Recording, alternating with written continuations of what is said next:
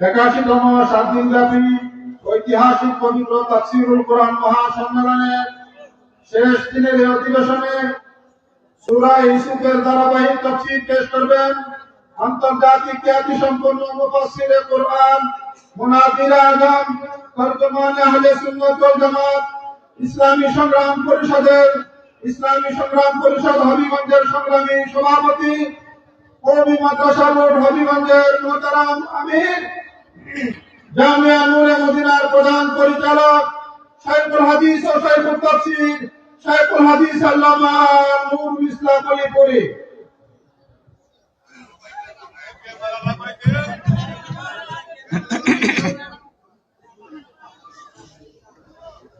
الحمد لله نحمده ونستعينه ونستغفره ونؤمن به ونتوكل عليه ونعوذ بالله من شرور أنفسنا ومن سيئات أعمالنا من يهده الله فلا مضل له ومن يضلله فلا هادي له ونشهد أن لا إله إلا الله وحده لا شريك له ونشهد أن سيدنا ونبينا ومولانا محمدا عبده ورسوله صلى الله تعالى عليه وعلى آله وأصحابه وبارك وسلم. أما بعد فأعوذ بالله من الشيطان الرجيم بسم الله الرحمن الرحيم والله غالب على أمره ولكن أكثر الناس لا يعلمون. بارك الله لنا ولكم في القرآن العظيم ونفعنا وإياكم بالآيات والذكر الحكيم. हजरात उलमाए किराम मुहतरम हादिरीन, सूरा यूसुफेर 21 নম্বর আয়াতের মধ্যভাগে আল্লাহ বলেছেন ইউসুফ আলাইহিস সালামকে মানব জাতির যে সমস্ত মহান খেদমতের জন্য আমি প্রতিষ্ঠা করেছি এর মধ্যে একটা হলো তিনি মানুষের স্বপ্নের সুষ্ঠু ব্যাখ্যা প্রদান করবেন, আর একটা হলো তিনি নবী হয়ে মানুষকে হেদায়েতের পথ দেখাবেন, আর একটা হলো তিনি দেশের শাসনকর্তা হয়ে আল্লাহর বিধান মতো দেশ শাসন শিক্ষা দিবেন। এই 3 নম্বর বিষয়ের উপর গত দিনগুলিতে আলোচনা হয়েছে। সেখানে বলা হয়েছে আল্লাহর বিধানকে দেশ শাসন থেকে রহিত করা হয়েছে, বাদ দেওয়া হয়েছে ইহুদি খ্রিস্টানদের সমাজে, এবং তাদের দেখা দেখি বর্তমান দুনিয়ার বহু মুসলমান শাসনকর্তারাও রাজনীতির বেলায় ইসলামকে, ইসলামের বেলায় রাজনীতিকে মানতে রাজি নেই। তারা বলেন ইসলামে রাজনীতি নাই, রাজনীতিতে ধর্ম নাই। এই কথাটা মুসলমানদের কথা নয়, ইসলামী কথা নয়, ইহুদি খ্রিস্টানদের কাছ থেকে আমদানি করা কথা। অবশ্যই ইহুদিদের ধর্মে দেশ শাসনের ব্যবস্থা নাই, অবশ্যই খ্রিস্টানদের ধর্মে শান্তিপূর্ণভাবে দেশ শাসনের ব্যবস্থা নাই। কিন্তু আল্লাহ পাক রব্বুল আলামিন ইসলাম সম্পর্কে বলেন আকমালতু লাকুম দীনাকুম, ইসলামের বিধিবিধানকে আমি পরিপূর্ণ করে দিয়েছি।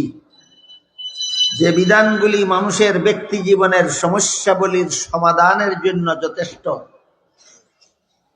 যে বিধানগুলি মানুষের পারিবারিক জীবনের সমস্যাবলীর সমাধানের জন্য যথেষ্ট, যে বিধানগুলি মানুষের সামাজিক জীবনের সমস্যাবলীর সমাধানের জন্য যথেষ্ট, ইসলামের বিধানগুলি মানুষের রাষ্ট্রীয় জীবনের সমস্যাবলীর সমাধানের জন্য যথেষ্ট। এ প্রসঙ্গে আমি গত পরশু রাষ্ট্রীয় জীবনে আল্লাহ ইসলামের বিধান মতো বিশাল বিশাল কতগুলি জটিল সমস্যার সমাধান কিভাবে দিয়েছেন তা আপনাদের সামনে তুলে ধরেছি। রাষ্ট্রীয়ভাবে চুরি বন্ধ করার ব্যবস্থা আল্লাহ কোরআনে কোন আয়াতে প্রদান করেছেন গত পরশু আমি বলেছি। খুন খারাপি বন্ধ করার বিধান আল্লাহ কোন আয়াতে দিয়েছেন গত পরশু আমি আপনাদেরকে আয়াতের কথা উল্লেখ করে দিয়েছি। জিনা ব্যভিচার রাষ্ট্রীয়ভাবে বন্ধ করার ব্যবস্থা আল্লাহ কোন আয়াতে দিয়েছেন আমি বলেছি। রাষ্ট্রীয়ভাবে সন্ত্রাস দমনের কি ব্যবস্থা আল্লাহ প্রদান করেছেন আমি আপনাদের সামনে তুলে ধরেছি। এরপরও কেন কিছু মুসলমান শাসক হওয়ার পরে, শাসনকর্তা হওয়ার পরে আল্লাহর বিধান মতো দেশ শাসন করতে রাজি নন, মন গড়া বিধানে কেন দেশ শাসন করতে চান, এর পিছনে কতগুলি অত্যন্ত গভীর রহস্য আছে। আমি একদিন আপনাদেরকে ওয়াদা করেছিলাম সেই রহস্যগুলি আপনাদের সামনে তুলে ধরব। আজকে দুই একটা রহস্যের কথা আপনাদেরকে বলি। যারা ধর্মকে বিশ্বাস করেন ব্যক্তি জীবনে, রাষ্ট্রীয় জীবনে যারা ধর্মে বিশ্বাসী না, রাষ্ট্রীয় জীবনে ধর্মে বিশ্বাসী হলে এদের অসুবিধাটা কোথায় হয়, সমস্যাটা কোথায়? সেটা হইল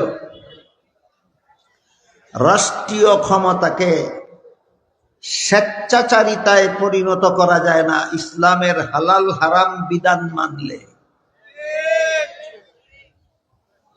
ইসলাম মানুষের জীবনের সর্বস্তরে কতগুলি হালাল হারামের বিধান প্রদান করেছে। ব্যক্তি জীবনের কিছু কাজকে হালাল, কিছু কাজকে হারাম ঘোষণা করেছে ইসলাম। পারিবারিক জীবনের কিছু কাজকে ইসলাম হালাল, কিছু কাজকে হারাম ঘোষণা করেছে। সামাজিক জীবনের কিছু কাজকে ইসলাম হালাল আর কিছু কাজকে হারাম ঘোষণা করেছে। ঠিক তেমনি ভাবে রাষ্ট্রীয় জীবনে ইসলামের বিধান কিছু কাজকে হালাল আর কিছু কাজকে হারাম ঘোষণা করেছে। তাই রাষ্ট্রীয় জীবনে ইসলাম মানলে সরকারেরা হারাম কাজগুলি ইচ্ছা মতো করতে পারে না।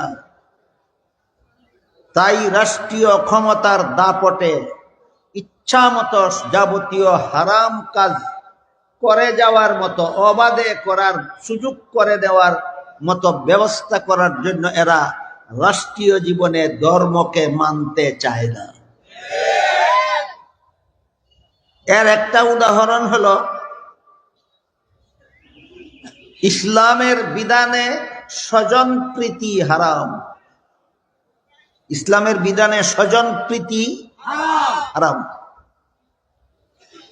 এটা যদি শাসনকর্তারা মেনে নেয়, রাষ্ট্রীয় ক্ষমতার অধিকারী লোকেরা যদি স্বজন প্রীতি হারাম ইসলামের এই বিধানটা যদি মেনে নেয়, তাহলে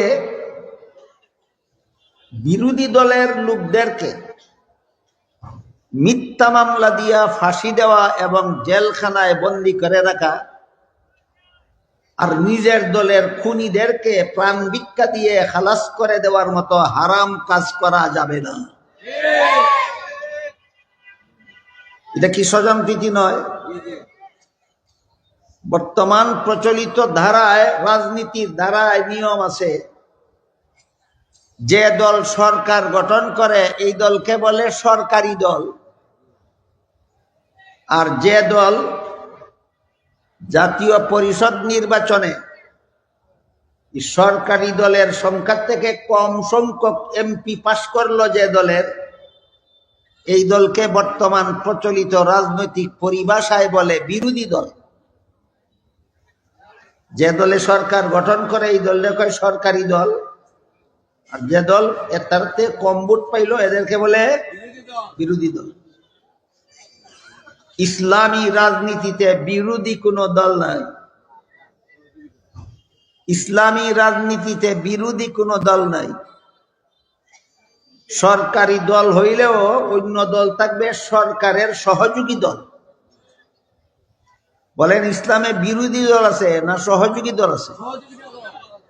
ইসলামের এই পরিভাষাটা বর্জন করিয়া যারা গদি দখল করতে পারলো না, তারা বিরোধী দল বানাইয়া যে একটা পরিস্থিতি তৈরি করা হয়েছে, সেটা হইল সরকার যদি কোনো অন্যায় পদক্ষেপ গ্রহণ করে, সরকার যদি দেশ শাসনের বেলায় কোনো অন্যায় কাজ করে, তবুও সরকারের দলের লোকেরা প্রতিবাদ করে না। এটার নাম ওই হারাম স্বজনপ্রীতি। এটা স্বজনপ্রীতি কিনা আপনাদের বলুন, এটা হালাল হওয়া দরকার না হারাম? তোমার দলে সরকার গঠন করছে, এই জন্য সরকারে অন্যায় করলে তুমি প্রতিবাদ করবে না, তুমি বুবা শয়তান। ইসলাম বলে সরকার যদি হারাম কাজ করে আর সরকারের সমর্থক দলেরা যদি সরকারের অন্যায় কাজে, অপরাধমূলক কাজে বাধা দেয় না, এমন স্বজনপ্রীতি করে, এই স্বজনপ্রীতি ইসলামে হারাম। এই হারামটা করতে পারবে না রাজনৈতিক জীবনে ইসলামকে মেনে নিলে। আর যেহেতু একদল সরকারি আর একদল বিরোধী, কাজেই সরকারি দলে অন্যায় কাজ করলেও তাদের দলের কেউ বাধা না দেওয়া, এটা একটা হারাম। ইসলাম মানলে এমন হারাম করা যাবে না।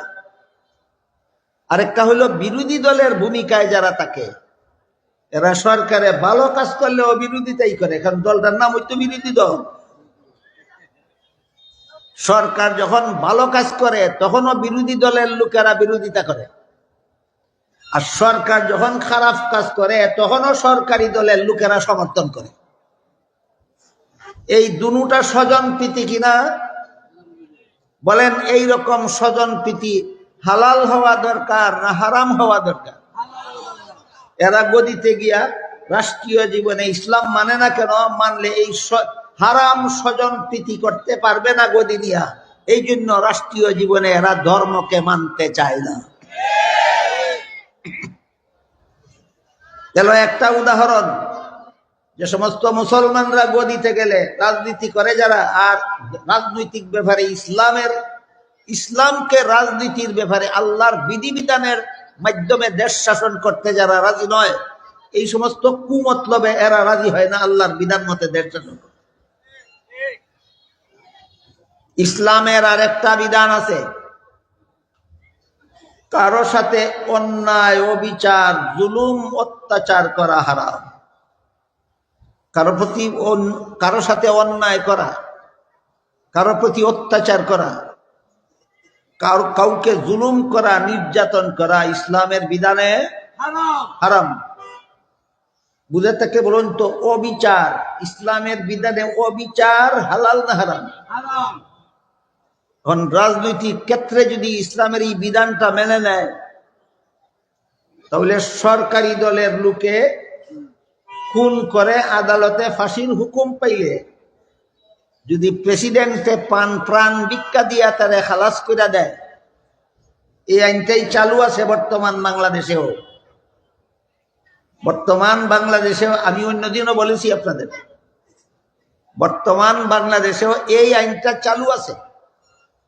প্রকাশ্যে দিবালোকে মানুষ খুন করলো, নিহত লোকের আত্মীয় স্বজনরা খুনির বিরুদ্ধে মামলা করলো, মামলার তদন্তে খুন শতকরা 100% সাব্যস্ত হইল, আদালত থেকে তারে ফাঁসির হুকুম দেওয়া হইল, যদি দেখা যায় খুনিটা সরকারি দলের লোক ছিল, সে প্রেসিডেন্টের কাছে প্রাণ ভিক্ষা চাইল, আর প্রেসিডেন্টে তারা খালাস দিয়া দিল। বলেন সুবিচার হইল না অবিচার? এরকম হারাম অবিচার করা যায় না রাষ্ট্রীয় জীবনে আল্লাহর বিধান মানলে। রাষ্ট্রীয় জীবনে আল্লাহর বিধান মানলে এমন হারাম অবিচার করা যায় না। এই কারণে যারা গদিতে যাওয়ার আন্দোলন করে, এরা গদিতে যাওয়ার আগেও রাজনীতিতে ইসলাম আল্লাহর বিধান মানতে রাজি না, গদিতে যাওয়ার পরেও আল্লাহর বিধান মানতে রাজি না। আর যদি বিরোধী দলকে দমন করার জন্য তাদের উপর মিথ্যা মামলা করতে হয়, বিরোধী দলকে দমন করার জন্য তাদেরকে খুন করতে হয়, তাহলে বিরোধী দলের যদি মামলা করার মতো কোনো অপরাধ নাও থাকে, তবুও তার বিরুদ্ধে মিথ্যা মামলায় জড়াইয়া দেওয়া। বিরোধী দলের কোনো সদস্য যদি হত্যা করার মতো অপরাধ নাও করে থাকে, তবুও তাকে মিছামিছি হত্যা মামলার আসামি বানাইয়া দিয়া ফাঁসি কাস্তে ঝুলাইয়া দেওয়া। বলুন এগুলি সুবিচার না অবিচার? ইসলামে এমন অবিচার হারাম। এই কারণে এই হারামিরা রাষ্ট্রীয় জীবনে ইসলাম মানতে চায় না।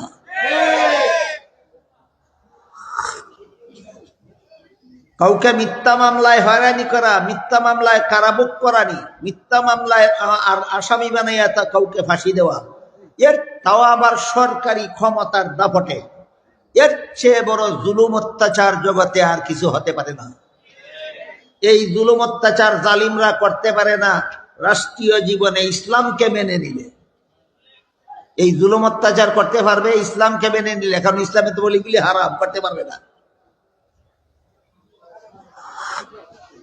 আমি অন্যদিন আপনাদেরকে একটা হাদিসের কথা বলেছি। হাদিস শরীফে রাসূল করিম সাল্লাল্লাহু আলাইহি ওয়াসাল্লাম বলেন, কেউ যদি জেনে শুনে কারো বিরুদ্ধে মিথ্যা মামলা করে, আর কৌশলে যদি আদালত থেকে মামলার রায়টাও নিয়ে নেয়, মামলা করছে মিথ্যা আর রায় নিছে কৌশলে আদালত থেকে, রাসূল বলেন তুমি মামলার রায় নিলে না, জাহান্নামের একটা টুকরা নিলে, তুমি জাহান্নামের সার্টিফিকেট আদালত থেকে গ্রহণ করবে। এইরকম হালাল হারামের বিধান শুধু মানুষের ব্যক্তি জীবনে না, জীবনের সর্বস্তরে ব্যক্তিগতভাবে যদি একজন আর একজনের বিরুদ্ধে মিথ্যা মামলা করে, সে যেমন আদালত থেকে জাহান্নামের সার্টিফিকেট নেয়, রাষ্ট্রীয় জীবনে যদি সরকার কোন নির্দোষ মানুষের বিরুদ্ধে মিথ্যা মামলা করে তার সাজা ভোগ করায়, আল্লাহর রাসূল বলেন তুমি রাষ্ট্রের অধিকারীও আদালত থেকে জাহান্নামের সার্টিফিকেট সংগ্রহ করেছ, তোমার মতো সরকারের মরতে দেরি হবে, তোমার এই মিথ্যা মামলা তোমাকে জাহান্নামে পৌঁছাতে দেরি হবে না। আমি কি আপনাদেরকে বুঝাতে পারতেছি এরা কেন রাষ্ট্রীয় জীবনে আল্লাহর বিধান মানতে চায় না? রাজনীতিতে এরা ইসলাম মানতে চায় না কেন? ইসলাম মানলে রাষ্ট্রীয়ভাবে কোনো অপকর্মই করা যায় না। যত দুর্নীতি, যত জালিয়াতি, যত অপকর্ম, যত খুন খারাপি সমাজে চালু আছে, রাষ্ট্রীয়ভাবে একটাও করা যায় না যদি রাজনৈতিক জীবনে আল্লাহর বিধানকে মেনে নেওয়া হয়। আরেকটা উদাহরণ, ইসলামের বিধানে তসরুফ হারাম। তসরুফ বুঝেন? অপরের ধন সম্পদ অন্যায়ভাবে গ্রহণ করা, অপরের ধন সম্পদ অন্যায়ভাবে গ্রহণ করা। বলেন ইসলামের বিধানে হালাল না হারাম?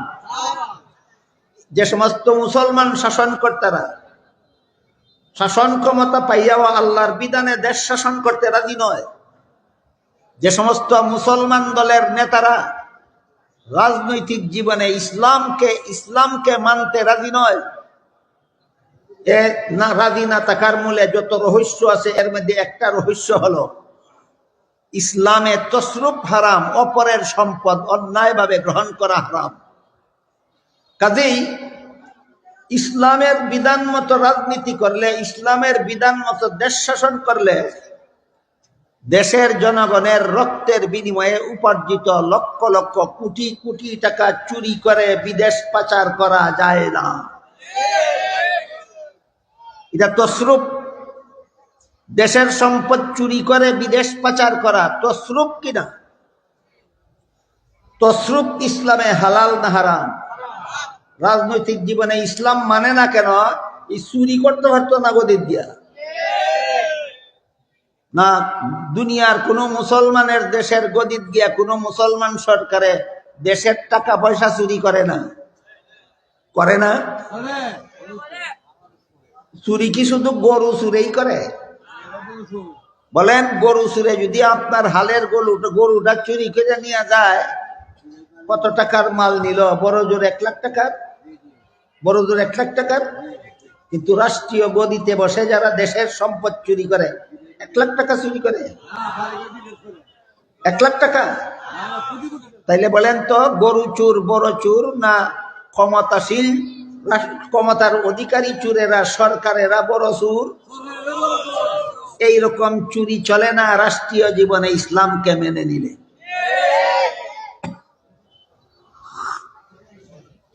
ইসলামে জালিয়াতি হারাম। ইসলামে কি হারাম? জালিয়াতি হারাম।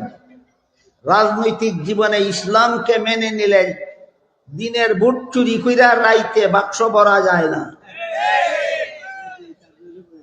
কারণ এটা একটা জালিয়াতি। বলেন, ভোটারেরা দিনের বেলায় ভোট সেন্টারে যাবে, স্বাধীন মতে ভোট দিবে, এটারে অপহরণ কইরা ভোটের দিনের আগের রাত্রে ওই চুরি কইরা সরকার নিজের দলের পক্ষে ব্যালট পেপারে ভোট সিল মাইরা বাক্স বইরা রাখলো, আর দিনের বেলায় শুধু একটা সিনারি দেখাইলো ভোটের।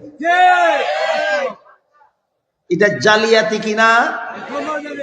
এরা রাজনৈতিক জীবনে ইসলাম মানে না কেন? ভোট চুরি করা যায় না। রাজনৈতিক জীবনে ইসলাম মেনে নিলে ভোট চুরি করা যায় না। রাজনৈতিক জীবনে ইসলামকে মেনে নিলে ভোট ডাকাতি করা যায় না। রাজনৈতিক জীবনে ইসলামকে মেনে নিলে দেশের কোটি কোটি সম্পদ বিদেশে চুরি করে পাচার করা যায় না। রাজনৈতিক জীবনে ইসলামকে মেনে নিলে নিজের দলের লোককে ফাঁসির আসামিকে খালাস দিয়া বিরোধী দলের নির্দোষী লোকদেরকে ফাঁসির কাস্টে ঝুলানো যায় না। আমি কি আপনাদেরকে বুঝাতে পারলাম এরা কেন রাজনৈতিক জীবনে ইসলামকে মানতে চায় না? এত সব রহস্যের কারণে। এত সব রহস্যের কারণে এরা রাজনৈতিক জীবনে ইসলামকে মানতে চায় না, ধর্মকে মানতে চায় না।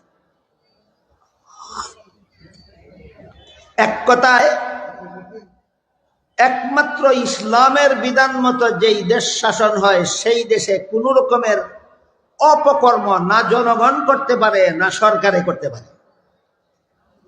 যে দেশ ইসলামের বিধান মতো শাসন হয় না সেই দেশের জনগণেরও অসংখ্য অগণিত অপকর্ম করার সুযোগ বাকি থাকে, সরকারেরও অসংখ্য অগণিত অপকর্মের সুযোগ বাকি থাকে।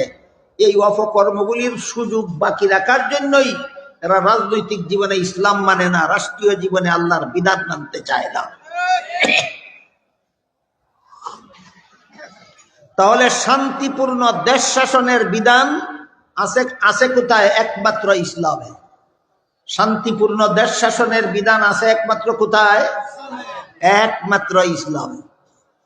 কিন্তু আরেকটা কথা মনে রাখতে হবে, যারা রাষ্ট্রীয় ক্ষমতায় যাবেন, যারা ইসলামের বিধান মতো দেশ শাসন করবেন, শান্তিপূর্ণভাবে দেশ পরিচালনা করবেন, তাদের ঈমান আকীদা যদি বাতিল হয়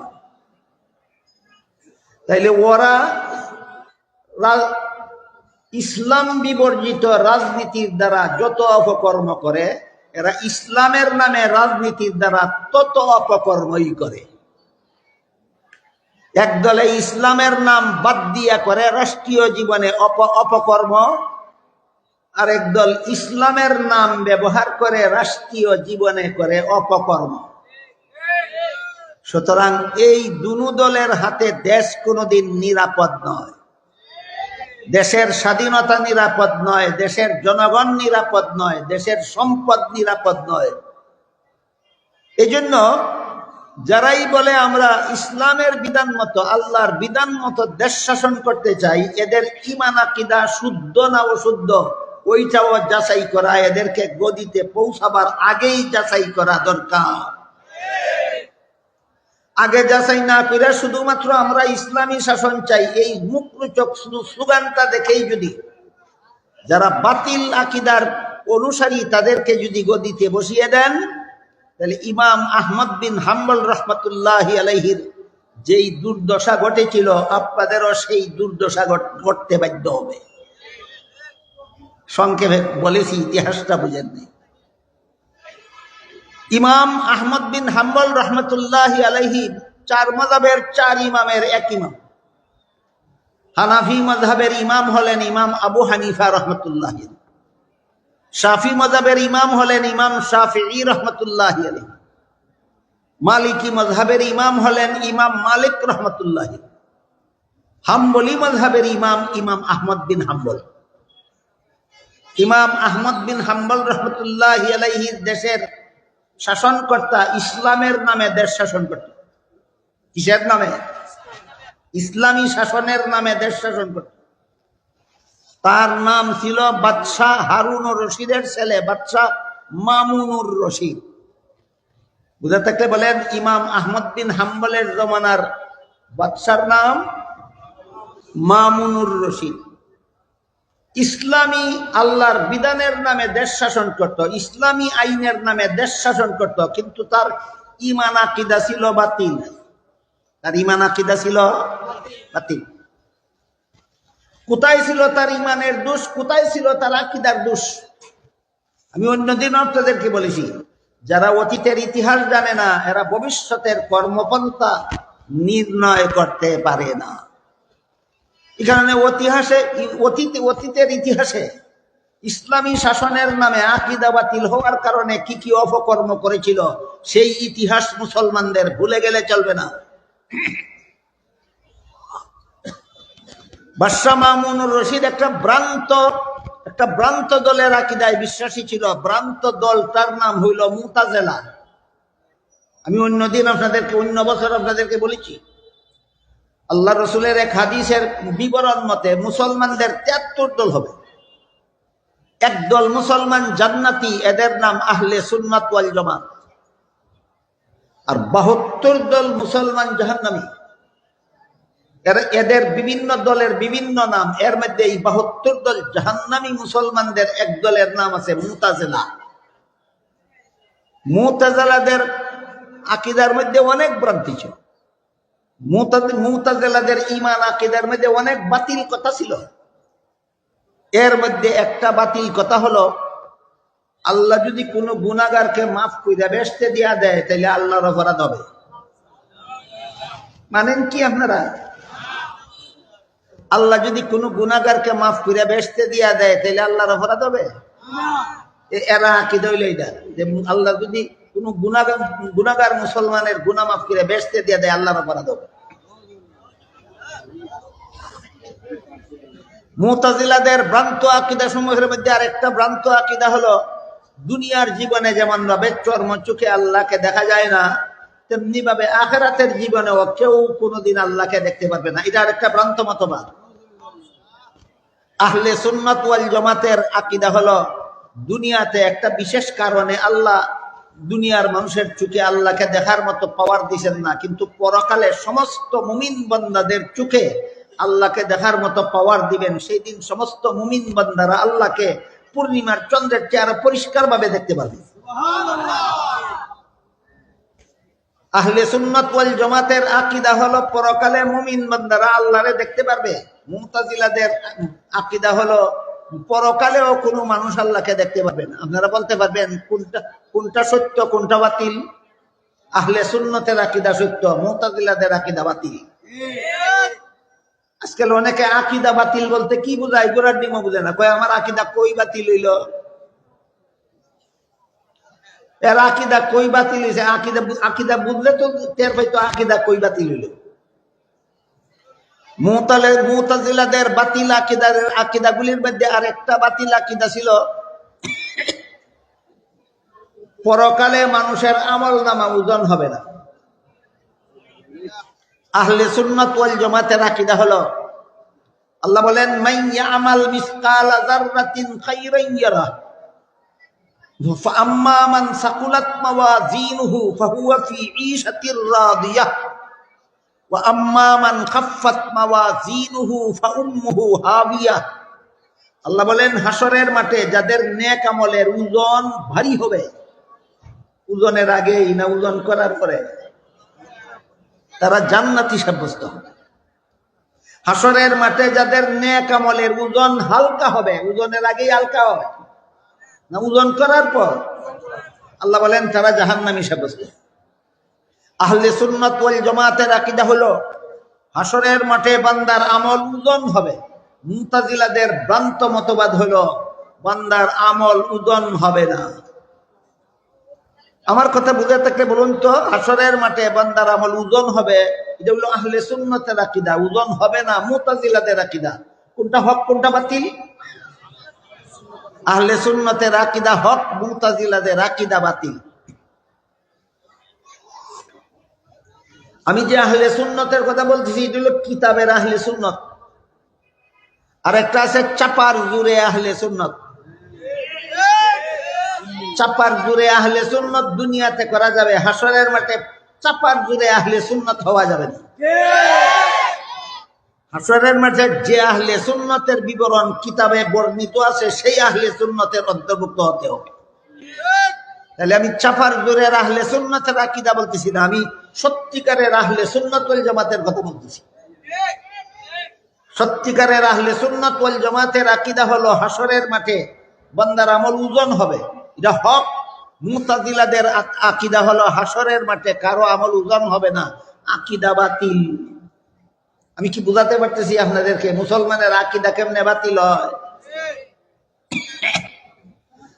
আহলে সুন্নাত ওয়াল জামাতের আকীদা হলো সমস্ত নবী রাসূলগণ বেগুনাহ, সমস্ত নবী রাসূলগণ বেগুনাহ।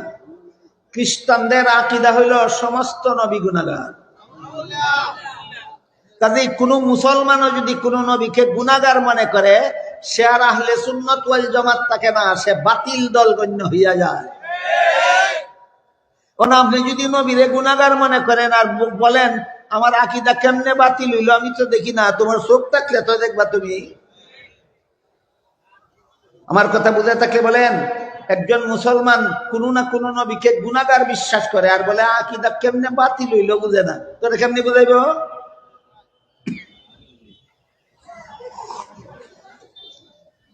আহলে সুন্নাত ওয়াল জামাতের আরেকটা আকীদা আছে, আল্লাহ যেমন অনাদি, কুরআন শরীফ আল্লাহর কালাম, আল্লাহর কালাম অনাদি, আল্লাহর কালাম নবরচিত নয়।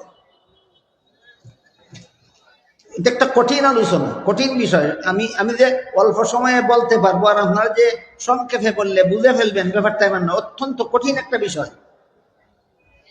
শুধু যারা বুঝেন না তারা শুধু দুইটা কথা মনে রাখেন, আহলে সুন্নাত ওয়াল জামাতের আকীদা মতো কুরআন নবরচিত নয়, কুরআন অনাদি। মুতাজিলাদের ভ্রান্ত মতবাদ হইল কুরআন অনাদি নয়, কুরআন নবরচিত। এই আকীদা নিয়া বাদশাহ মামুনুর রশিদ, ইমাম আহমদ বিন হাম্বল সহ দেশের সমস্ত হক্কানি উলামায়ে কেরামদের বিরুদ্ধে অবস্থান নিল। দেশ শাসন করে ইসলামী আইনের নামে, কিন্তু যারা যারা আহলে সুন্নাত ওয়াল জামাতের আকীদায় বিশ্বাসী, এদেরকে হয়তো হত্যা করে আর না হয় জেলখানায় বন্দী করে দেয়। কিসের নামে ক্ষমতায় অধিষ্ঠিত? ইসলামী শাসন। কিসের নামে? বাদশাহ মামুনুর রশিদ, বাদশাহ হারুন রশিদের ছেলে, ক্ষমতায়, রাষ্ট্রীয় ক্ষমতায় অধিষ্ঠিত ইসলামী আইনে দেশ শাসন করার নামে। কিন্তু আহলে সুন্নাত ওয়াল জামাতের আকীদায় বিশ্বাসী আলেমদেরকে হয়তো হত্যা করে আর না হয় জেলখানায় বন্দী করে নির্যাতন করে। তাইলে আমরা ইসলামী শাসন চাই বললেই হবে না আকীদা সংশোধন হতে হবে? ইসলামী শাসনের দাবিতে যদি মামুনুর রশিদের মতো বাতিল আকীদাপন্থী কেউ মুসলমানের দেশের গদিতে বসে, তাহলে মামুনুর রশিদ ইমাম আহমদ বিন হাম্বলকে যেই দশা ঘটাইছিল, এরাও ইসলামের নামে হক এবং হক্কানিয়তকে সেই দশা ঘটাবে, সন্দেহ নাই। ইমাম আহমদ বিন হাম্বল রহমতুল্লাহ আলাইহি চার মাযহাবের এক মাযহাবের ইমাম, উনাকে সেই বাতিলপন্থী বাতিল আকীদার অনুসারী ইসলামী শাসনের নামে গদিতে অধিষ্ঠিত বাদশাহ মামুনুর রশিদ প্রত্যেকদিন জেলে বেত্রাঘাত করত। জেলে বেত্রাঘাত করতে করতে তাকে জেলখানায় শহীদ করেছে। তার দেশে আরো যত আহলে সুন্নাত ওয়াল জামাতের আলেম ছিলেন, হয়তো বাতিল মতবাদ গ্রহণ করতে বাধ্য করত, আর না হয় জেলখানায় বন্দী করে দিত, আর না হয় ইমাম আহমদের মতো হত্যা করে ফেলত। কাহিনী বুঝে থাকলে বলুন, এটা কল্প কাহিনী না, সত্যিকারের ইতিহাস। ইতিহাস বুঝে থাকলে বলুন, আমরা ইসলামী শাসন চাই গুলিয়া উড়ালেই হবে না বাতিল আকীদা মুক্ত হতে হবে? এই কথাটা যেন আমরা বলে না যাই। কেউ যদি ইসলামী শাসন চায় না, সে যেমন জালিম শাসক, কেউ যদি ইসলামী শাসন চায় বলে কিন্তু আকীদা বাতিল হয়, সেও জালিম শাসক হতে বাধ্য। কেউ দেশে অরাজকতা চালায় ইসলামের নাম ছাড়া, আর কেউ দেশে অরাজকতাই চালায় ইসলামের নামে। এজন্য শুধু আল্লাহর আইনে দেশ শাসন চাই বললেই হবে না, আল্লাহর আইনে যারা দেশ শাসন করবে এদের আকীদা শুদ্ধ আকীদা হতে হবে। শুদ্ধ আকীদা গেল বহু হাজার বছর আগের ঘটনা। আপনারা যে দুনিয়াতে বাস করেন এই দুনিয়ার ঘটনা শুনেন। বর্তমান পৃথিবীর মানচিত্রে পৃথিবীতে একটা দেশের নাম আছে ইরান। ইরান একটা দেশ আছে কি? ইরান দেশের শাসনকর্তারা বর্তমানে ইরানের শাসন ক্ষমতায় যারা অধিষ্ঠিত, এরা আল্লাহর আইনে দেশ শাসন করার দাবিদার, ইসলামী আইনে দেশ শাসন করার দাবিদার, কিন্তু এদের আকীদা এত জঘন্যতম বাতিল। এই বাতিল আকীদা বিশ্বাস করলে কোনো মুসলমানের ঈমান থাকে না। তাহলে শুধু ইসলামী শাসন করি বললেই হয় না, আকীদা শুদ্ধ হতে হয়? আকীদা কেমনে শুদ্ধ হয় আর কেমনে বাতিল হয় এটা বুঝতে হইলে ৭২ দল জাহান্নামী কেন, একদল জান্নাতি কেন, সেই কথা বিস্তারিত ভাবেই বোঝা দরকার। আমি কয়েক বছর আগেই এই তাফসীর সম্মেলনে বিস্তারিত ভাবে বলে দিয়েছি। বর্তমান ইরান দেশের রাষ্ট্রীয় ক্ষমতায় অধিষ্ঠিত সরকারের বিশ্বাস হলো দুনিয়ার মুসলমানদের কাছে যে ৩০ পারা কোরআন আছে এটা অবিকৃত নয়, বিকৃত। এটা বিগড়াই কোরআন, আসল কোরআন না। এটা আসল কোরআন না, এটা একটা হযরত আবু বকর আর হযরত উমর এই আসল কোরআনকে বিগড়াইয়া ফেলছেন। এটা বিকৃত কোরআনের এডিশন বর্তমান দুনিয়ার মুসলমানদের হাতে। বর্তমান ইরানের ক্ষমতায় অধিষ্ঠিত সরকারের আকীদা হলো আসল কোরআন ছিল ৪০ পারা। বর্তমান ইরান সরকারের আকীদা কি? আসল কোরআন ছিল কত পারা? ৪০ পারা। হযরত আবু বকর খলিফা হইয়া, হযরত উমর খলিফা হইয়া এই ৪০ পারার মধ্যে ১০ পারা বিলুপ্ত করে দিয়েছেন, আর বাকি ৩০ পারার মধ্যে বিকৃতি ঘটাইছেন। কাজেই আসল কোরআন নিয়া তাদের ভ্রান্ত বিশ্বাস মতো ১২ ইমাম আছে, এর মধ্যে ১২ ইমামের এক ইমাম ৪০ পারা বিশিষ্ট আসল কোরআন নিয়া পাহাড়ের গুহায় লুকাইয়া গেছে। ওই তাদের পলাতক ইমাম আসল ৪০ পারা কোরআন নিয়া ওই দিন আপনাদের সামনে বাহির হবে, যেদিন এই ইরানিরা মক্কা শরীফ দখল করতে পারবে। বলেন এগুলি সহি আকীদা না ভ্রান্ত আকীদা? ইসলামের নামে না ইসলামের নামে? ইসলামের নামে যদি এই আকীদা পোষণ করে যে বর্তমান দুনিয়ার মুসলমানদের হাতের কোরআন এটা আসল কোরআন না, এটা বিকৃত। আসল কোরআন ৪০ পারা ছিল, এক সুরে লইয়া ফেলাইছে, বাইরিব ওই দিন ইরানিরা মক্কা শরীফ দখল করতে পারবো যদি। অথচ আল্লাহ পাক রব্বুল আলামিন আপনাদের হাতের ৩০ পারা কোরআনে বলেন ইন্না আনজালনা নাহনু নাজ্জালনা যিকরা ওয়া ইন্না লাহু লাহাফিজুন। এই কোরআন যেভাবে আমি আল্লাহ নিজ দায়িত্বে নাজিল করেছি, ঠিক সেইভাবে আমি আল্লাহ নিজ দায়িত্বে কোরআনকে কিয়ামত পর্যন্ত সকল প্রকার বিকৃতির হাত থেকে রক্ষা করব। আল্লাহ কি বলছেন? কোরআন কেউ বিগড়াইতে পারবে না, আল্লাহ নিজে বিকৃতির হাত থেকে রক্ষা করবেন। তখন আপনাদের হাতের 30 পারা কোরআন যদি আবু বকরে বিগড়াই এলে থাকে, উমরে বিগড়াই এলে থাকে, তাহলে আল্লাহর কোরআনের আয়াতটা মানলো না অমান্য করলো? যে আল্লাহর কোরআনের আয়াত অমান্য করলে যারা করে, এরাই কি ইসলামী আইনে দেশ শাসন করে, না ইসলামের নামে কুফরি মতবাদ? ইসলামের নামে খালি খালি আমি ইসলামী শাসন চাই বললে হবে না। তোমার ইসলামী আকিদাটা ইসলামী না কুফরি, তোমার আকিদাটা বিশুদ্ধ না বাতিল, ওইটাও দেখতে হবে।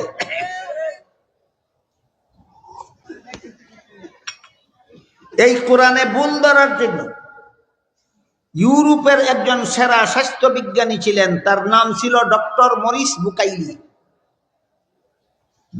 ধর্ম বিশ্বাসে তিনি ছিলেন খ্রিস্টান, ইসলাম ধর্ম বিদ্বেষী ছিলেন।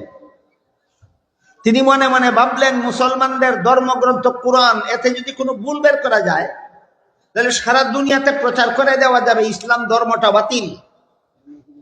এই অসৎ উদ্দেশ্য নিয়ে লোকটা কোরআন শিখতে আসলো। এসে দেখলো আরবি ভাষায় পারদর্শিতা অর্জন করা ছাড়া কোরআন শিখার কোনো পথ নাই। এই কথাটা আমাদের অনেক শিক্ষিত পণ্ডিতরাও বুঝে না। এরা মনে করে আজকাল কোরআনের অনুবাদ লাইব্রেরিতে কিনতে পাওয়া যায়, কোরআনের ব্যাখ্যা লাইব্রেরিতে কিনতে পাওয়া যায়, কোরআনের তফসির বাংলা ভাষায় লাইব্রেরিতে কিনতে পাওয়া যায়। আমি লাইব্রেরি থেকে কিনে নিয়ে কোরআনের অনুবাদ পরে কোরআনের অর্থ বুঝে নিব, কোরআনের তফসির পরে কোরআনের ব্যাখ্যা বুঝে নিব। কাজে আরবি ভাষায় পারদর্শিতা অর্জন করার দরকারটা কি? আমি জবাব দিব পরে। আমি আপনাদের আগে জিজ্ঞেস করি, মেডিকেল কলেজের, বাংলাদেশের মেডিকেল কলেজের ইংরেজি ভাষায় পাঠ্য বই যদি বাংলা অনুবাদ হয়, আর আপনি মেডিকেল কলেজে লেখাপড়া না করিয়া ওই বাংলা অনুবাদ বইটা কিনা যদি ঘরে বইয়ে বইয়ে পড়েন, আর এই বই দীক্ষা যদি রুগীর অপারেশন করেন, তো কেমন হয়? রুগী মরতে বাধ্য কিনা? মেডিকেল কলেজের বই যেমন প্রফেসরের কাছে শিক্ষা এবং প্রশিক্ষণ গ্রহণ না করিয়া অনুবাদ হইলেই নিজে নিজে ঘরে বইয়া ফিরে ডাক্তার হওয়া যায় না, ঠিক তেমনি ভাবে কোরআনকে কি আপনারা মেডিকেল কলেজের বইয়ের থেকে আরো সহজ মনে করছেন? এটাও যেই কলেজে পড়া হয় সেই কলেজে নিয়মিত উস্তাদের কাছে লেখাপড়া করিয়া পরীক্ষা দিয়া পাস না করা পর্যন্ত কোরআন বুঝনেওয়ালা হওয়া যায় না। কাজে আপনারা যদি কেউ বাংলা অনুবাদ কোরআন শরীফের কিনা থাকেন, আপনাদের ঘরে যদি থাকে, আপনি আলহামদুলিল্লাহ রাব্বিল আলামিনের নিচে বাংলায় লেখা দেখবেন, সমস্ত প্রশংসা আল্লাহর, যিনি বিশ্ব জগতের প্রতিপালক, লেখা পাইবেন। আপনি তুতার বুলির মতো মুখস্থ করতে পারবেন। আলহামদুলিল্লাহ রাব্বিল আলামিনের অর্থ সমস্ত প্রশংসা আল্লাহর, যিনি সমগ্র জগতের প্রতিপালক। কিন্তু সমগ্র কোন শব্দটার অর্থ, প্রতিপালক কোন শব্দটার অর্থ গুড়ার ডিমা বলতে পারবেন না। কেন? আপনি কোরআনের অর্থ শিখছেন না, তুতার বুলি শিখছেন। আপনি যে আলহামদুলিল্লাহ অর্থ যে শিখলেন সমস্ত প্রশংসা, হামদ শব্দের অর্থ তো প্রশংসা, সমস্ত কোন শব্দের অর্থ গুড়ার ডিমও বলতে পারবেন না। কেন? আপনি কোরআন শিখছেন না তুতার বুলির মতো তর্জমা মুখস্থ করছেন? হ্যাঁ, আরবি ভাষায় পারদর্শিতা অর্জন না করা পর্যন্ত অন্য কোনো ভাষায় কোরআনের তর্জমা করলে তুতার বুলি শিখা যায়, কোরআন শিখা যায় না। এই কথাটা আজকাল অনেক মুসলমান পণ্ডিতেও বুঝে না, কিন্তু ডক্টর মরিস বুকাইলি ঠিক মতেই বুঝতে পারছে। সে যখন দেখলো আরবি ভাষায় পণ্ডিত না হইয়া কোরআন বুঝার কোনো উপায় নাই, তখন সৌদি সরকারের সহযোগিতায় আগে আরবি ভাষা আয়ত্ত করেছে, আরবি ভাষায় পাণ্ডিত্য লাভ করেছে, এরপরে কোরআন পড়া শুরু করেছে। শুরু থেকে শেষ পর্যন্ত কোরআন পড়ে কোনো ভুল তার পক্ষে বের করা সম্ভব হয়নি। এরপরে সে জানতে পারলো, আজ থেকে প্রায় ১৫০০ বছর আগে হযরত উসমান রাদিয়াল্লাহু আনহু নিজের হাতে যে কোরআন শরীফের একটা এডিশন তৈরি করেছিলেন, হাতের লেখা এডিশন, এমন একটা এডিশন রাশিয়ার তাসকন্দের জাদুঘরে সংরক্ষিত আছে। যখন ডক্টর মরিস বুকাইলি জানলো যে ১৫০০ বছর আগে হযরত উসমানের হাতের লেখা কোরআন শরীফের এডিশন তাসকন্দের জাদুঘরেরও সংরক্ষিত আছে, তখন সে ভাবলো আধুনিক দুনিয়ার প্রেসে চাপা কোরআনের সাথে ১৫০০ বছর আগের হাতের লেখা কোরআন মিলালে অবশ্যই যথেষ্ট পরিমাণ ভুল বের হবে। এই চিন্তা ভাবনায় সে সাফা কোরআন নিয়ে গেল, সেখানে উসমানের হাতের লেখা কোরআনের সাথে মিলাইয়া দেখলো একটা কথার মধ্যে বেশ কম নাই, একটা শব্দের মধ্যে বেশ কম নাই, একটা অক্ষরের মধ্যে বেশ কম নাই, একটা নুক্তার মধ্যে বেশ কম নাই, একটা জের জবরের মধ্যে বেশ কম নাই। ভুল পাইল না সত্যতা পরম ভাবে সাব্যস্ত হইল, আর বিবেককে ফাঁকি দিতে পারলো না। বিবেকের তাড়নায় যেই ডক্টর মরিস বুকাইলি এসেছিল কোরআনে ভুল ধরতে, সেই মরিস বুকাইলি কলেমা পড়ে মুসলমান হয়ে গেল। এই কাহিনী, এই ইতিহাস বুঝে থাকলে বলুন, ডক্টর মরিস বুকাইলির মতো কট্টর ইসলাম বিদ্বেষী খ্রিস্টানেও কোরআন আরবি ভাষায় পণ্ডিত হইয়াও কোরআনের ভুল খুঁজে পাইল না। কিন্তু ইরানের শাসনকর্তারা যারা ইসলামের নামে দেশ শাসন করে, এরা কোরআন সম্পূর্ণটা ভুল বলে ঘোষণা দিল। ইসলামী শাসনের দাবির অভাবে না, আকীদা বাতিল হওয়ার কারণে। কাজেই শুধু ইসলামী শাসন চাই বললেই হয় না, যারা ইসলামী শাসন চায় তাদের আকীদা শুদ্ধ হতে হয়, আকীদা শুদ্ধ হতে হয়। সুতরাং ইসলামী শাসন ছাড়া শান্তিপূর্ণ দেশ শাসনের কোনো ব্যবস্থা নাই। নিছক দাবির কথা না, বিশুদ্ধ আকীদাদারই ইসলামী শাসন হতে হবে। বিশুদ্ধ সহি আকীদা বিশ্বাসে যারা বিশ্বাসী, এরা ইসলামী শাসন জানতে হবে। এরা নিজের আগে ইসলামী শাসন ব্যবস্থা শিখতে হবে, বুঝতে হবে, তারপরে অন্যদের মধ্যে ইসলামী শাসন ব্যবস্থা চালু করবে। একজন নিজেই যদি কোরআন না শিখে থাকে, কোরআন না পড়ে থাকে, নিজেই কোরআন বুঝে না, কোরআনের কোন আয়াতে আল্লাহ রাষ্ট্রীয় কোন সমস্যার সমাধান কিভাবে দিলেন, আমি গতকালকে বেশ কতগুলি উদাহরণ আপনাদেরকে বলেছি, গত পরশু বেশ কয়েকটা উদাহরণ বলছি। কোরআনের কোন আয়াতে রাষ্ট্রের কোন সমস্যার সমাধান কিভাবে দিলেন, কোন আয়াতে কোন সমস্যার সমাধান কিভাবে দিলেন, বলেন আলেম ছাড়া কেউ বুঝবে? তাহলে আপনি আলেম না হইয়াও যদি আপনি গদি চান, আপনাকে গদিটা দেয়া দেওয়ার জন্য কিসের দাবিতে? ইসলামী শাসনের দাবিতে। আপনি কি বুঝেন কোরআন দিন ইসলামী শাসন? এই জন্য সঠিক ইসলামী শাসনের জন্য দুইটা জিনিস দরকার। একটা হইল বিশুদ্ধ ইসলামী আকীদা সম্পন্ন শিক্ষা, আর একটা হইল ইসলামী আইনে দেশ শাসন করা। এই দুই শর্ত সাপেক্ষে ছাড়া কোন শাসনকর্তার হাতে কোন দেশ, কোন দেশের জনগণ, কোন দেশের সম্পদ নিরাপদ নয়।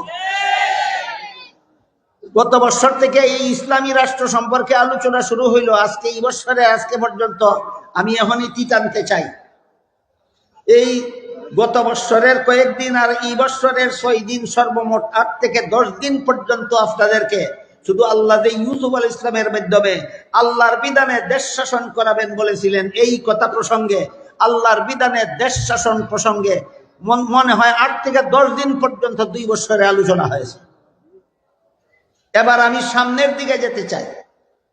সূরা ইউসুফের 21 নম্বর আয়াতের মধ্যভাগে আল্লাহ বলেছিলেন, ওয়া কাযালিকা মাক্কান্না লিইউসুফা ফিল আরদ, ইউসুফকে আমি প্রতিষ্ঠিত করলাম দুনিয়াতে যত কাজের জন্য, এর মধ্যে একটা কাজ হলো ইসলামী শাসন ব্যবস্থা তার দ্বারাই প্রয়োগ করা।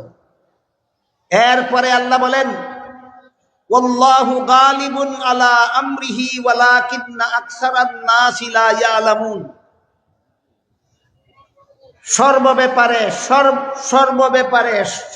সর্বকালে আল্লাহর সিদ্ধান্তই চূড়ান্ত সিদ্ধান্ত। সর্বলোকের ব্যাপারে, সব সমস্যার ব্যাপারে সর্বকালে আল্লাহর সিদ্ধান্তই চূড়ান্ত সিদ্ধান্ত।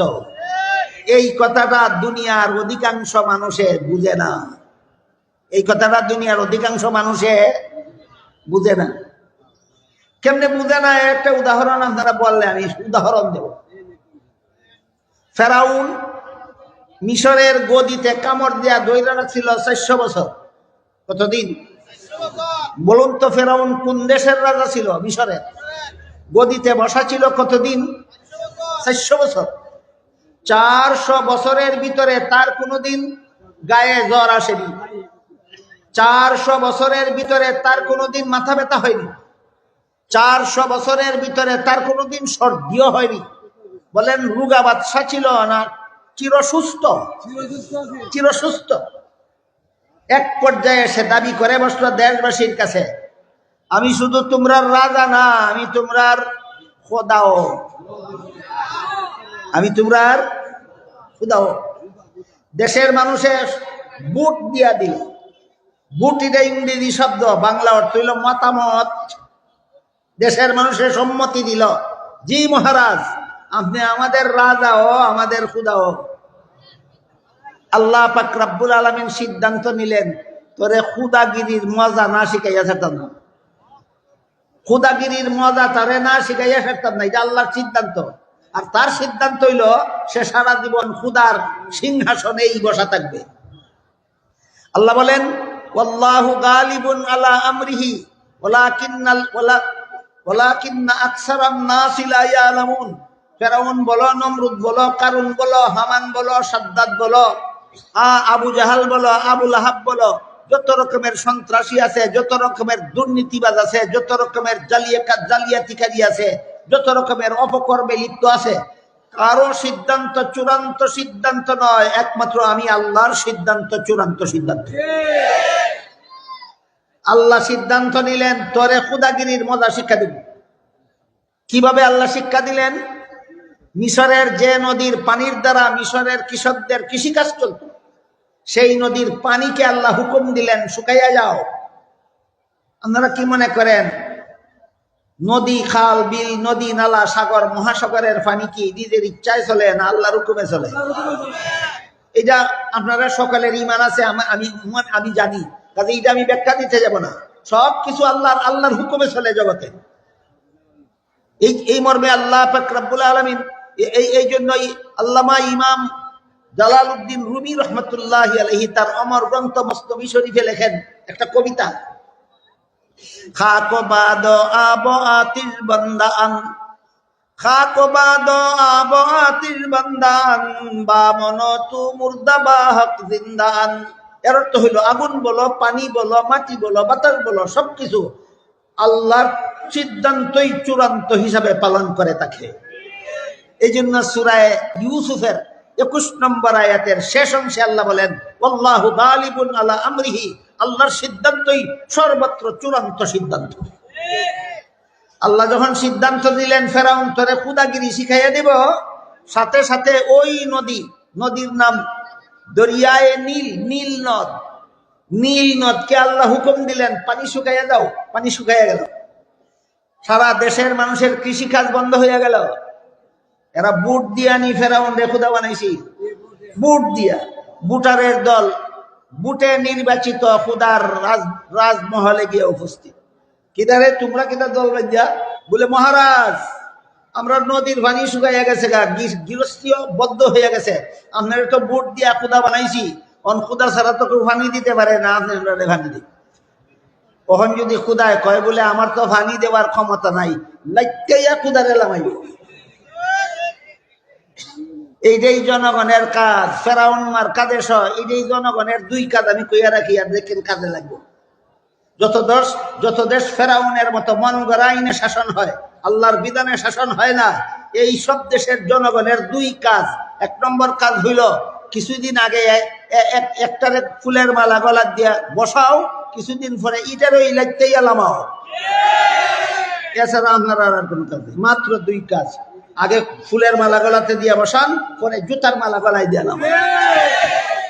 ফেরাউনে বুঝা লাইছে, এখন তো ফুলের মালা গলায় দিয়ে তো বসাইছিল ঠিক, এখন তো লাইতিয়া লামানির টাইম এসে, যদি আমি কই আমি পানি দিতে পারতাম না। এখানে একটা পলিটিক্যাল ওয়াদা করলো, ঠিক আছে তোমাদের নদীর পানি শুকিয়ে গেছে, আমি তো খুদা, আমি পানি দিব, যাও। পানি দিতে পারবো বিশ্বাস করে দিছে? না না না, পানি দিতে পারতো না, নিজেই বুঝে। কিন্তু দিছে কেন? আপাতত রক্ষা পাওয়ার জন্য। এই যে ওয়াদাটা করছে, এইগুলিকে আমাদের দেশের প্রচলিত রাজনৈতিক ভাষায় কয় পলিটিক্যাল ওয়াদা। ওয়াদা 2 রকমের আছে, একটা রিলিজিয়াস ওয়াদা, একটা পলিটিক্যাল ওয়াদা। একটা ধর্মীয় ওয়াদা, একটা রাজনৈতিক ওয়াদা। ফেরাউনের রাজনৈতিক ওয়াদাটা বুঝার লাগি আমার বাংলাদেশের একটা রাজনৈতিক ওয়াদার ঘটনা, বাস্তব ঘটনা আমার জীবনের। মনে হয় 40 বছর আগে আমরা হবিগঞ্জ জেলার বাইরে আরেক জেলার মধ্যে এক চেয়ারম্যান সাহেবের বাড়িতে গেলাম ওয়াজ মাহফিলের আয়োজন চেয়ারম্যান সাহেবই করছে। গিয়া দেখি যারা বুট দিছিল এরা খালি গাইলা কয়ে বাটফার। জিজ্ঞাসা করলাম কেন তোমরা বুট দিয়া চেয়ারম্যান বানাইছো, তোমরা বাটফার কও কেন? কয়ারে বাটফারে কইছিল এরে চেয়ারম্যান বানাইলে আমরা গ্রাম থেকে বাজারে যাওয়ার রাস্তাটা বর্ষার সময় পানি পুড়িয়া যায়, আমরা আসা যাওয়া করতে কষ্ট হয়। কইছিল এরে চেয়ারম্যান বানাইলে রাস্তাটা বানাই দিব। কত বরাদ্দ দিল সরকারে, একটা বরাদ্দ পাইও আমরা রাস্তাটা বানাই দিছে না বাটপার। ওয়াজ মাহফিল পরে চেয়ারম্যান সাহেবের গরুই আমার খানার আয়োজন, উনি তো দাওয়াত করে দিছে।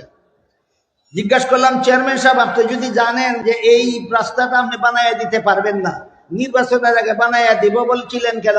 কই হুজুর আপনারা আলেম মানুষ বুঝবেন না, এটা রাজনৈতিক ব্যাপার।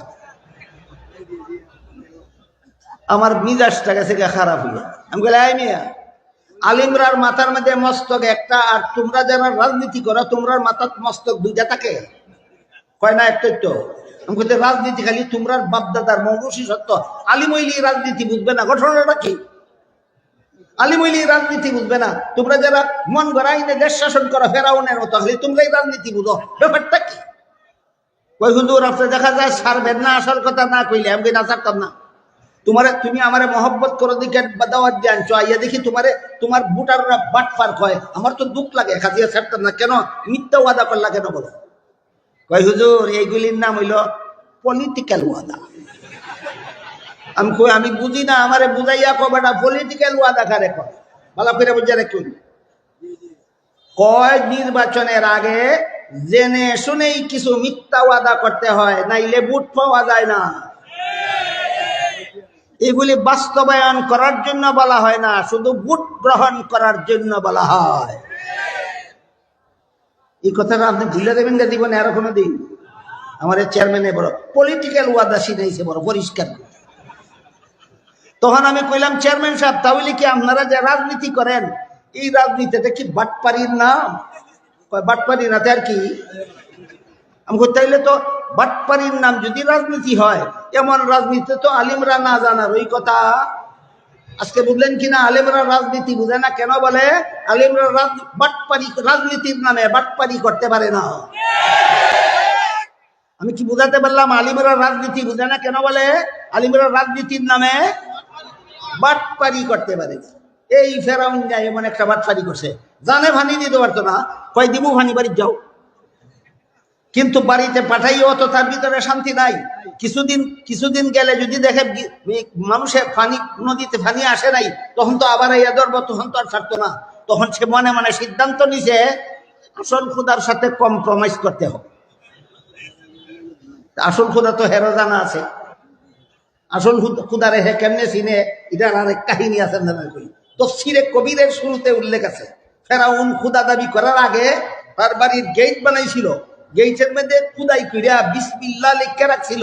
বিসমিল্লাহর মধ্যে আল্লাহ শব্দ আসেনি? আল্লাহ শব্দ আছে, বিসমিল্লাহ লিখে রাখছিল তার গেটের মধ্যে।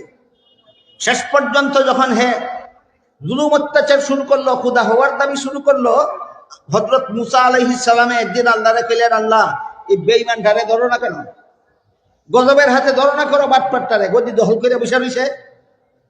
আল্লাহ বললেন মুসা ইসলাম, আল্লাহ মুসা ইসলামকে বললেন, মুসা নবী একটু ধৈর্য ধরেন, আমি ধরতে একটু দেরি করতেছি, একটু কারণ আছে। মুসা নবী জিজ্ঞাসা করলেন কি কারণ? আল্লাহ বলেন, খুদা দাবি করার আগে যে গেটের মধ্যে আমার নামটা লিখে রাখছি, খুদাই করিয়া নামটা এখনো লেখা রয়েছে, মিটছে না, নামটার খাতিরে আমি তারে ধরতে দেরি করতেছি। এই কাহিনী যারা জানে না, এরা বুঝে না ফেরাউন মার্কা সরকারদেরকে আল্লাহ গজবের হাতে ধরতে কিছু সময় নেয় কেন। কোন ফেরাউনে মাথার ফট্টি বাঁধতো, কোন ফেরাউনে নির্বাচনের আগে তসবিহ পড়তো, কোন ফেরাউনে উমরা করতো, কোন ফেরাউনে হজ করতো। এই কারণে এইসব ফেরাউনে আল্লাহ ধরতে একটু সাবকাশ নেই। এই কাহিনীর দ্বারা আমরা পরিষ্কার ভাবে বুঝলাম যে ফেরাউন খোদা দাবি করার আগে আসল আল্লাহ চিন্তই জন্য বিসমিল্লাহ লেখা রাখছিল।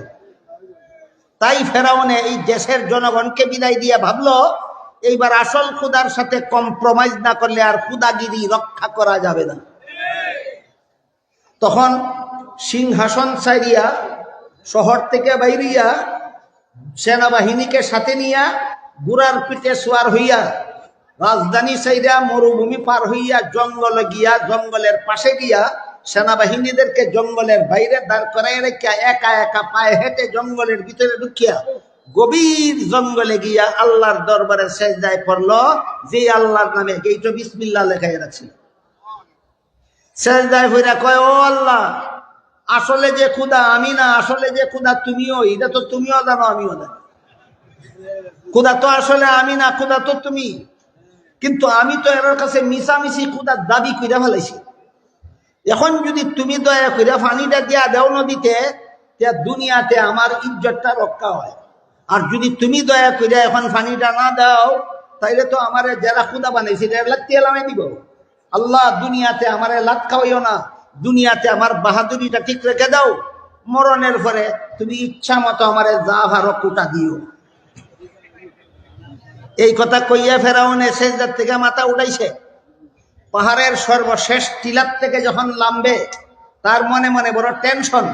আসল খুদারে তো খুদা বইলা স্বীকার করলাম, আসল খুদারে তো সেজদা দিলাম, আসল খুদার সাথে একটা কম্প্রোমাইজের প্রস্তাব করে আসলাম যে পানিটা তুমি দিয়া দাও আর মানুষে বুঝুক আমি দিছি। আর এমন বাটপারি কেন গদি নিয়া করলাম? এটার বিচারটা মরণের পর থেকে তুমি ইচ্ছা মতে করে নিও।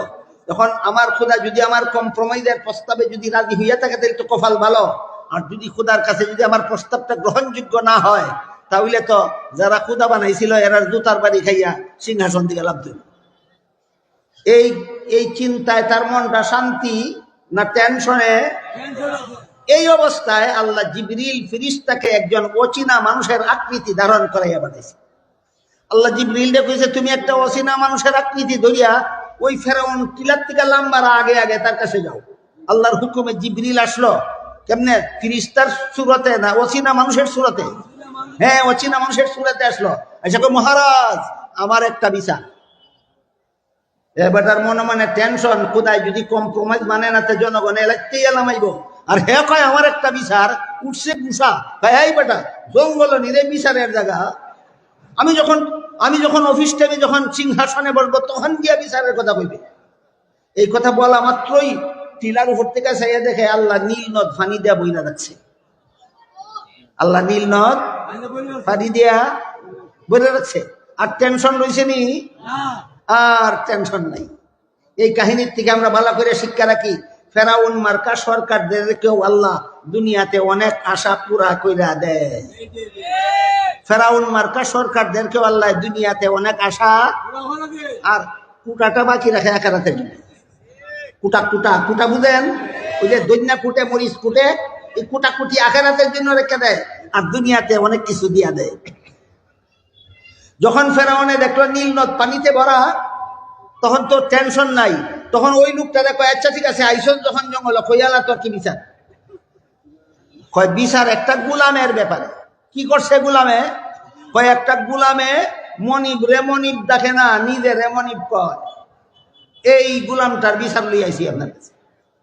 কয় এত বড় নিমক হারাম গুলাম, মনিবের খায়, মনিব রে মনিব মানে না, নিজে রে মনিব কয়। এরে লোহিত সাগরে চুবাইয়া মারণ ছাড়া আর কোনো বিচার নাই। লোকটা কয়, ধন্যবাদ মহারাজা, আপনার সুবিচারে আমার আত্মাটা জোড়াইল। দয়া করে রায় তার লিখিয়া দস্তখত দিলাই। সাথে সাথে কাগজ কলম বাইর করে দিল। আল্লাহর দরবারে কাগজ কলমের অভাব আছে? জিব্রাইল মানুষের সুরতে আসলো, সাথে সাথে কাগজ কলম ধরে দিয়া কয়, মহারাজ, আপনার সুবিচারে আমার আত্মাটা জোড়াইল, দয়া করে রায়টা লিখকে দস্তখত দিলাইন। ফেরাউনে ওই লোকের হাত থেকে কাগজ কলম নিয়ে লেখে, যেই গুলামে মনিব রে মনিব কয় না, নিজে রে মনিব কয়, এরে লোহিত সাগরের পানিতে চুবাইয়া মারণ ছাড়া আর কোনো বিচার নাই, লিখে দস্তখত দিয়া যাচ্ছে। এবার এটা লয়ে গেছে। কিছুদিন পরে ফেরাউন, কোন তফসিরের বিবরণ মতে 18 লক্ষ সেনাবাহিনী নিয়া মুসা আলাইহিস সালাম এবং তার উম্মতকে দৌড়ানি তুলল, সবগুলিরে দইরা হত্যা করত। মুসা আলাইহিস সালাম 18 লক্ষ বনি ইসরাইলকে নিয়া গভীর অন্ধকার রাত্রে ফেরাউনের দেশ থেকে রওনা হইলেন। এই দেশ থেকে চলে যাবেন, সোজা রাস্তায় গেলে সাগর পার হইতে হইতো না, কিন্তু আল্লাহ এই ফেরাউনটারে লোহিত সাগরে চুবাইয়া মারণের লাগি এদিকে আসিল সুদাফত, এদিক দিয়া এদিক দিয়ে মিশর থেকে সিরিয়ায় গেলে লোহিত সাগর পথে পড়ে না, ওই দিক দিয়ে বাঁকা পথ, ওই দিক দিয়ে গেলে লোহিত সাগর পথে পড়ে। আল্লাহ মুসা নবীরে হুকুম দিলেন, সুদা পথে যাইও না, বাঁকা পথে ঘুরে যাও, যেখান দিয়ে গেলে লোহিত সাগর পথে পড়ে।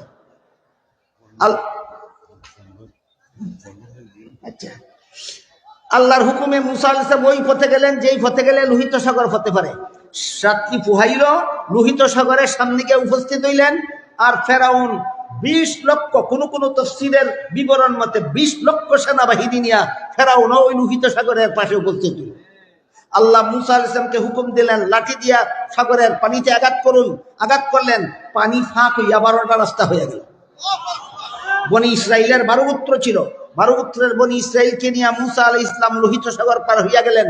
ফেরাউনে 20 লক্ষ সেনাবাহিনী নিয়ে আইসা দেখো পানির ফাঁকের রাস্তা দিয়া নবী পার হইয়া গেছেন। হুকুম দিল, এই নদীর পানির যে পানির ফাঁকের রাস্তা দিয়া মুসা পার হইয়া গেছে, তার অনুসারী পার হইয়া গেছে, সেই পানির ফাঁকের রাস্তা দিয়া আমি আগে আগে যাই, তোমরা আমার পিছে পিছে আও, আমরা ওই পারে গিয়া মুসার উপর হামলা করব। ঠিক সাগরের মধ্যখানে যখন গেছে, আল্লাহ সাগরের পানির হুকুম দিছে, একত্র হইয়া যে আল্লাহর হুকুমে ফাঁক হইয়া নবী আর নবীর অনুসারীদের রাস্তা করে দিছ, সেই আল্লাহর হুকুমে ফাঁক বন্ধ করিয়া 20 লক্ষ সেনাবাহিনী সহ ফেরাউন চুবানি শুরু করো। যখন ফেরাউন নাখানি চুবানি খাওয়া শুরু করলো আল্লাহর হুকুমে লোহিত সাগরের মধ্যখানে, তখন বলতে লাগলো, দয়াল্লাহ, আমি খোদা না, আমি খোদা না, মুসার খোদাই খোদা, ফেরাউনের হারুনের খোদাই খোদা, আমি খোদা না। জিবরিল তখন একটা চিঠি নিয়ে ফেরাউনের সামনে সাগরের তলাত, চিঠির মধ্যে লেখা, যেই গুলামে মনিব মানে না, নিজের এই মনিব দাবি করে, এটার লোহিত সাগরের পানির মধ্যে চুবাই আমার অনসার, আর কোনো পথ না, আর কোনো বিচার নাই। কেন লিখে দিছি? আজকে ফেরাউন্ডে দেখে দেখ এটা কার হাতের লেখা, আর এই দিদি আমার হাতের লেখা দেখা যায়। তোর ব্যাপারে ওই প্রশ্ন করছিলাম, তুই ওই রায় দিসলে, এই রায় মতো তোরে কুটনের লাগি আল্লাহ আগের থেকে এই সিদ্ধান্ত করে রাখছিল। ওয়াল্লাহু গালিবুন আলা আমরিহি, আল্লাহর সিদ্ধান্তই চূড়ান্ত সিদ্ধান্ত। ইনশাআল্লাহ আগামী বছর যদি আপনারাও বাচ্চা থাকেন, আমিও বাচ্চা দেখি, 22 নম্বর আয়াত থেকে আলোচনা শুরু।